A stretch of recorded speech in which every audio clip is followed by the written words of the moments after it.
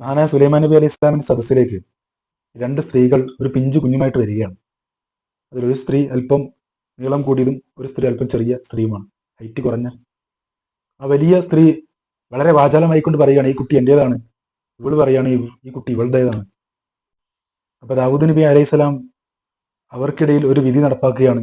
ആ വലിയ സ്ത്രീ, ഹൈറ്റ് കൂടിയ ഉയർന്ന ആ സ്ത്രീയുടെ കൂടെ ആ കുട്ടിയെ കൊടുക്കുകയാണ്. അത് ആ സ്ത്രീയുടേതാണ് ആ കുട്ടിയെന്ന് ദാവൂദ് നബി അലൈഹി സ്വലാം വിധിക്കുകയാണ്. കാരണം അവരുടെ വാചാലത അത്രത്തോളം ഉണ്ടായിരുന്നു. എന്നാൽ തർക്കം അവിടെ തീർന്നില്ല. ഇവർ രണ്ടുപേരും തർക്കം തുടർന്നുകൊണ്ടേയിരുന്നു. നേരെ മഹാനായ സുലൈമാൻ നബി അലൈഹി സ്വലാത്തു വസ്സലാമിന്റെ അടുക്കലേക്ക് ചെല്ലുകയാണ്. സുലൈമാൻ നബി അലൈഹി സ്വലാം സംഭവം വിശദീകരിച്ച് കേട്ട ശേഷം ഇവർ രണ്ടുപേരുടെയും വാദന്യായങ്ങൾ കേട്ടു.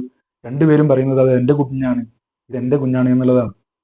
അപ്പൊ അവസാനം സുലൈമാൻ നബി അലൈഹി സ്വലാത്തു വസ്സലാം വളരെ ബുദ്ധിപൂർവമായ ഒരു നീക്കം നടത്തുകയാണ്.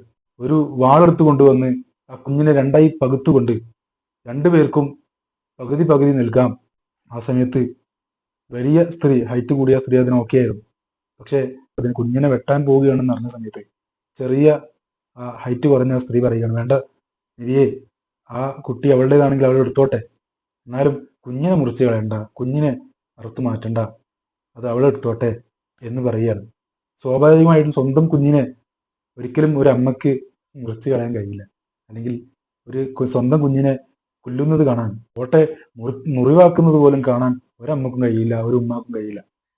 അപ്പൊ ഇവിടെ ആ ചെറിയ ഹൈറ്റ് കുറഞ്ഞ ആ സ്ത്രീ പറഞ്ഞത് ആത്മാർത്ഥമായതുകൊണ്ട് സുലൈമാൻ നബി അലൈഹി സ്വലാം ആ കുഞ്ഞിനെ ആ ചെറിയ ഹൈറ്റ് കുറഞ്ഞ ആ സ്ത്രീയുടെ കൂടെ, അഥവാ ആ യഥാർത്ഥ ഉമ്മയുടെ കൂടെ ആ കുഞ്ഞിനെ പറഞ്ഞയക്കുകയാണ്.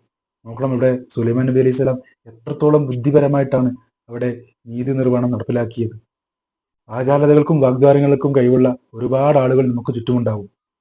അവരുടെ കെണിയിൽപ്പെട്ടു പോകാതെ ബുദ്ധിപരമായി നമ്മൾ മുന്നോട്ട് പോകണം, അല്ലെങ്കിൽ ജീവിതത്തിൽ മുന്നോട്ട് പോകണം എന്ന് വളരെ കഴമ്പുള്ള ഒരു സന്ദേശം നൽകുന്ന കഴമ്പുള്ള ഒരു കഥയാണ് ഈ ഹദീസിലൂടെ വന്ന ഈ ഒരു ചരിത്രം നമ്മെ പഠിപ്പിക്കുന്നത്.